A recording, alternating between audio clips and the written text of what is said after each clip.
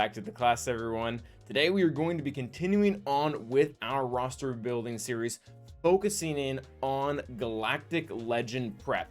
And today we have our very special guest, Jedi Master Luke himself. So all Galactic Legends are good, none of them suck, but Jedi Master Luke, he presents a specific challenge when you're farming him and you're going after him, because his requirements, they are very good for the most part. But that being said, a lot of them don't come in his whole team. So a general reminder for what we're doing here, what is the purpose of this video or even this series? We're trying to, when you're going after this Galactic Legend, or maybe you just finished them, or maybe you're thinking about going them, we're trying to build the best ideal order for you to bring up all the characters to relic. Jedi Master Luke, I think, has about 15, maybe 16 characters or relics. It actually becomes a lot more when you count Jedi Knight Luke's requirements. But that being said, some of them are better than others. Some of them should be taken up months before others. Some of them are going to need other characters. So again, we've said this multiple times. There's going to be characters on this list that are not technically Jedi Master Luke requirements, but they're going to be important to actually either get his team itself functioning, or because we want to have the requirements not just be totally useless garbage. We want them to actually have a team where they belong. And another reminder, the way that these tiers are ordered is not saying that Kyle Katarn is a B tier character and R2 or Biggs rather is an A character, but this is the order in which you should do it in. So it's not a one-to-one comparison of who's bad and who's good, but it's how you should go about firing them. So let's go ahead and get into it, starting with our S tier. These are the characters, and I say this about the A tier too, that you should really just have relicked up whether or not Jedi Master Luke exists on your radar at all or not. Jedi Knight Luke is here. He does create a lot of problems with himself, and I should say this first. If you can't get Jedi Knight Luke for Jedi Master Luke, don't bother. He's a requirement, and he's a really hard requirement. It's not as simple as farming him up or farming up a few characters to beat him in a legendary event. He requires both Wampa and Hoda, which, you know, amazing characters, but they're behind a get one wall. So the first question you should ask yourself when you're going after Jedi Master Luke is, do I have the get one to spare? Like, am I working on Malak? Am I working on Gas? Because if you can't get through Hoda and Wampa, you can't start any part of this journey, and you're just gonna get frustrated leveling up some weird characters when you can't really go anywhere. So map it out, make sure that you can actually get him. And I don't really know if we need to say anything. I mean, Jedi Knight Luke is an amazing character. He came out shortly after the Galactic Legends came out, so he has a lot of, like, this doesn't work against Galactic Legends kits because it wasn't made for it. His leadership on its own is decent. It's very good in a lot of PvE, specifically the assault battle, as well as Geonosian territory battles is pretty darn good too. It does prevent some interesting challenges with Old Republic, although against SLKR that doesn't really matter. All that's more so his unique ability, or his special ability, than it is actually his leadership. But it works overall really well. He has a one-turn stun on 5 characters that cannot be resisted. Also lowers max health and max protection by 50% over time. It's really helpful, especially against these really chunky enemies like Malgus that we need to eventually take down if you don't have enough damage. Can't just reduce their max health and defense. I really don't think I have to talk him up that much. He's just really good. He's also good on the Jedi Master Luke squad. Not necessary to beat all things, but he is really nice against a few certain counters, and we'll touch on that a little later when we get to the end of this list. The next 3 characters, they can really be viewed together: Chewbacca, Han, and Nubaka. And the reason why they're all here right in the first one is because we're trying to build up the CLS squad. And if you have Jedi Knight Luke, that means that you already have both CLS and 3PO at R3. Super cool, great, we love that. But you need the other 3, and these are really your main 3 damage dealers. CLS is a leader, he's the turn meter generator. He's the one that kind of needs to stick around, and then 3PO has exposes and stuff like that. Very, very good mechanics, but what I'm getting at is these are the ones that you want higher relics quicker. Chewbacca, Han, and Nubaka. Realistically, even with R3 CLS, you can beat a lot of gas teams out there right now, and the CLS team just has amazing potential in general. With the current Datacron, I've beaten Jabba consistently this entire week.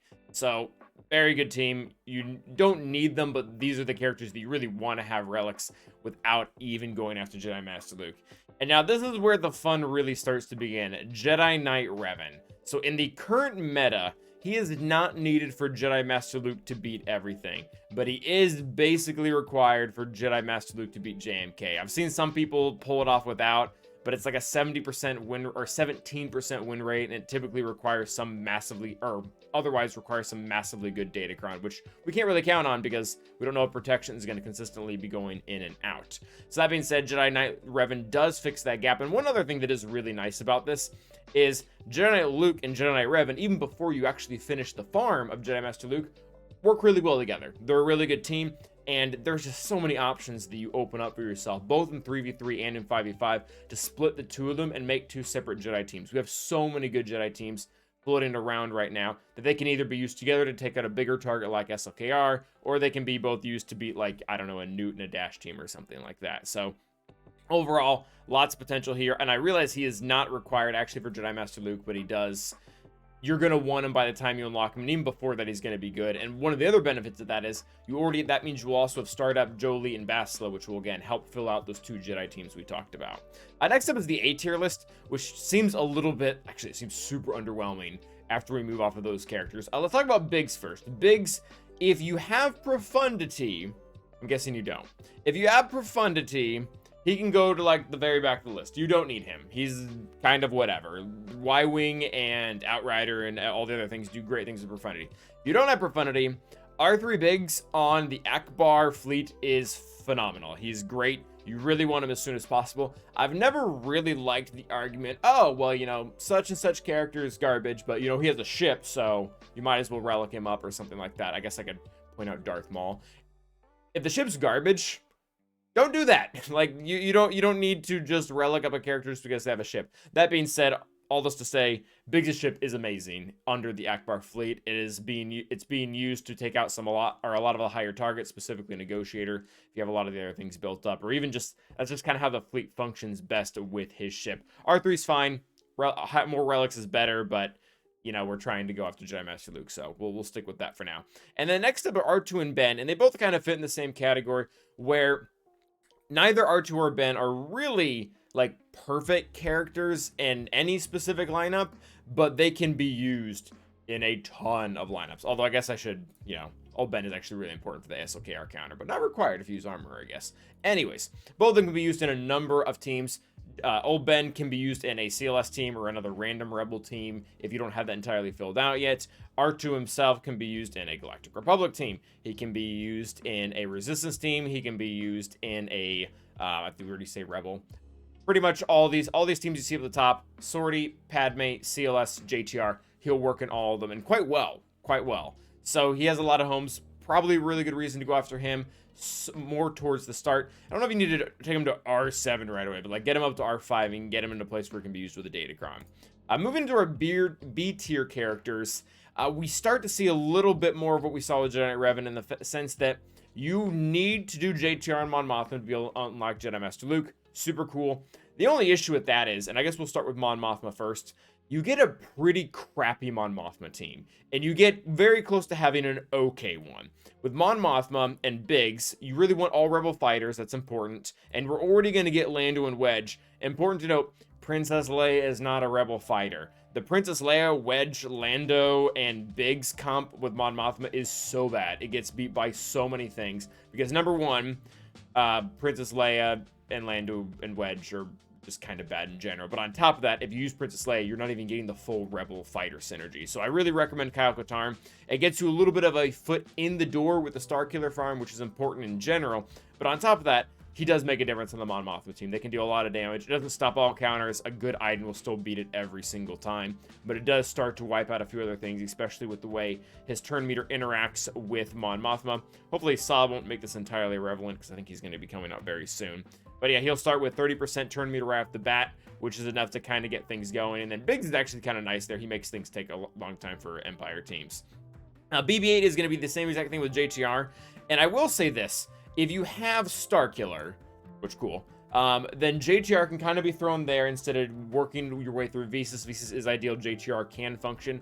If you don't have Starkiller at all, and you like want to use the R7 character CG made you take up, BB-8's a great option, because that really, you have all the core units by then to make a pretty good resistance team. You can do JTR, BB-8, R2. You can even throw in 3PO if you want. You don't have to. You can find, there are a lot of other kind of random characters, whether they be droid or resistance, that can work in that lineup and can help you, again, get the best bang for your buck. Because what I don't want to do is gear up JTR, not have Star Killer, and then I just have this R7 character that just does nothing. Because, I mean, our R7s are expensive. You might as well help out that out. You don't have to get BB-8 to R7. He can be R3, maybe R5, depending on what your Datacron situation is.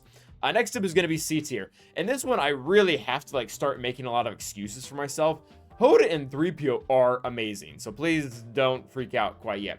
The reason why they're all the way down here is because let's say you followed this advice and you're watching this video and you're going along with it, and you're like, okay, I can do Jedi Knight Luke. I get Jedi Knight Luke, I take him to R7.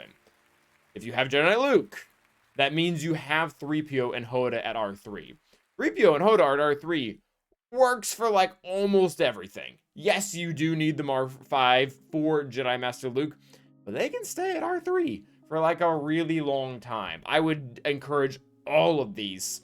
JTR, Mon Mothma, Kyle-Katarn, BB-8, all the ones up here, definitely all the S tier ones. I would encourage all of these characters to have them at their relic levels before giving Hoda and 3PO those extra 2 to bump them up. Is it nice to have them? Yes. Would I rather just make the other team? Also, yes. And last and definitely least is our D tier team. I feel like these don't get talked about, like, or they don't get crapped on enough. We always love to make fun of Rose under the Rey or Krennic under Sith Eternal, but gosh, are these 3 bad. Princess Leia had like a half a second in the sun because she has an Omicron that synergizes a little bit with Akbar that is honestly just not aged very well, at least in the end game. There might be somewhere in the mid where it's decent. Wedge kind of goes back to the Darth Maul example we were talking about earlier where, oh, he has a ship. The ship's garbage. It's not good. It does like one niche thing that sometimes doesn't even pan out with having buff immunity against like a Houndstooth. But I mean, Rebels have like 3 other solutions to that. You don't need an R3 Wedge to make that happen. And then Lando. I mean, the only thing that Lando really has going for him is the Rebel fighter. Actually, I will say this. He could be good in a possible Sana team, but I do not know that team well enough, and that would also require, I mean, that requires you to gear up a myriad of other characters, Sana and Stormtrooper Han, maybe even Kara, to be able to get that team going. So he might actually have a place somewhere else, but gosh, these 2 do not.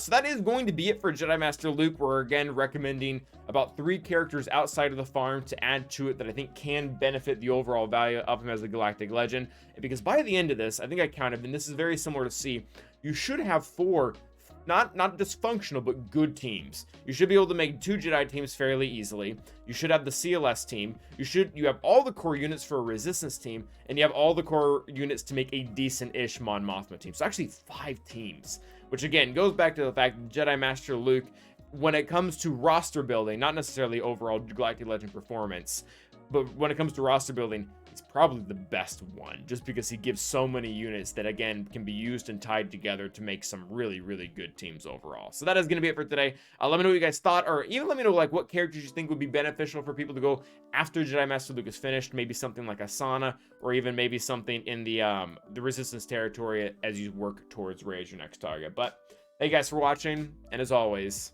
stay awesome.